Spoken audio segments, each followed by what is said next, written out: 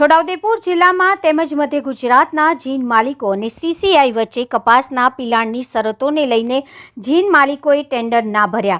સીસીઆઈના વાકે આદિવાસી જિલ્લાના ખેડૂતોને બજારોમાં કપાસ વેચવા માટે મજબૂર બનવું પડશે। છોટાઉદેપુર જિલ્લાની 25 જેટલી જીનોને તાળા વાગી જશે।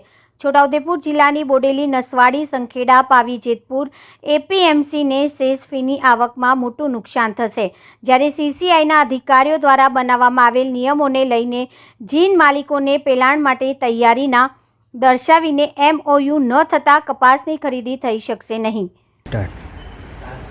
આજે સીસીઆઈની જે ટેન્ડરિંગ પ્રક્રિયા નહીં કરી, શું કહેશો?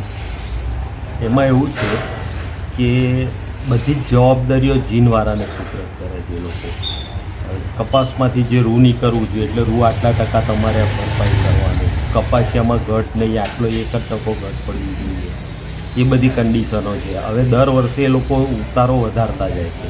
હવે તેની સામે શું છે કે ખેડૂત એના એ જ છે, જમીનો એની એ જ છે, અને બિયારણ બી જે કપાસના આવે છે તે એના એ જ છે, તો ઉતારા વધે કેવી રીતે? એટલે બધી પરચેજ એમનો અધિકારી કરે અને જવાબદારી જીનવાળાની, ઉતારો તમારે મેન્ટેન કરી આપવાનો, એ બધું શક્ય નથી। અને એવી રીતે નુકસાન કરવાનું હોય તો એના લીધે જ એના અનુસંધાનમાં જ બધી જીનોવાળાએ મધ્ય ગુજરાતમાં જેટલી જીનો આવે છે 35 છે, એટલે 35 જીનવાળાએ બધાએ થઈને એવું નક્કી કર્યું કે આપણે ટેન્ડરિંગ નથી કરવું। અમારું એક જ માંગણી છે સીસીઆઈ જોડે કે ભાઈ તમે ઉતારો ચેક કરી લો, અને જે ઉતારો આવતો હોય એ તમારું છે, અમારે તો એમાં કશું જોઈતું નથી। અમને તો અમારા જીનિંગ પ્રેસિંગના પૈસા મળે એ બહુ છે, પણ એ લોકો એ રીતે એગ્રી નથી। એમનો અધિકારી પરચેજ કરે અને જવાબદારીઓ અમારી, તે તો શક્ય નથી ને। આ સીસીઆઈ દ્વારા જે ખરીદી બંધ કરાવી તો ખેડૂતોને કેટલું નુકસાન?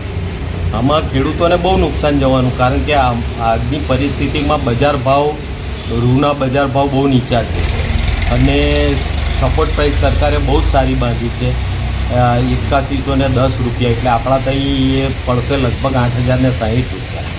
તો 8060 રૂપિયા એટલે લગભગ 1000 રૂપિયા, મને 200 રૂપિયાનો બદલો પડે છે, તો ખેડૂતોને આ બધો નુકસાન જાય।